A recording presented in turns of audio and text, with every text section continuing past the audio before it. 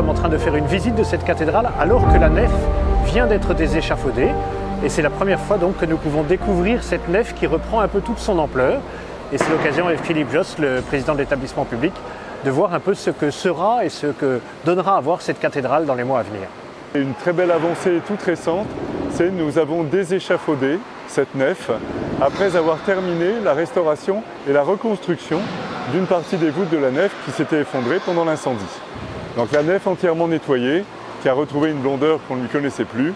Et là, avec le travail qui a été fait, c'est vraiment quelque chose qui donne toute sa lumière et la cathédrale paraît beaucoup plus large qu'elle n'était auparavant. Et puis le fait qu'il n'y ait plus d'échafaudage permet de voir les petits détails, des sculptures des chapiteaux, des liserés qui sont mis, voilà, de tout ça qui apparaît dans toute sa beauté et qui nous fait redécouvrir à neuf notre cathédrale. On a vraiment la ferme espérance de rouvrir cette cathédrale le 8 décembre 2024, comme promis.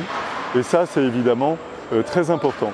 Et puis je voudrais rendre hommage à tous les compagnons qui sont à l'œuvre sur ce chantier depuis plusieurs années, qui ont des savoir-faire exceptionnels, et qui sont mobilisés, qui sont enthousiastes, qui sont fiers. Et c'est vraiment grâce à eux qu'on est dans les temps aujourd'hui et qu'on va pouvoir rouvrir cette cathédrale à tous ceux qui sont impatients d'y rentrer. L'espérance de la réouverture de la cathédrale, c'est un des rares signes peut-être que nous ayons aujourd'hui de nous réjouir. Dans un monde difficile, dans une société qui est parfois compliquée, la réouverture de la cathédrale, c'est une espérance folle.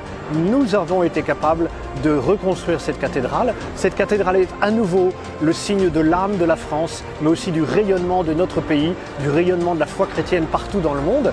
Et ça vaut le coup de se battre jour après jour.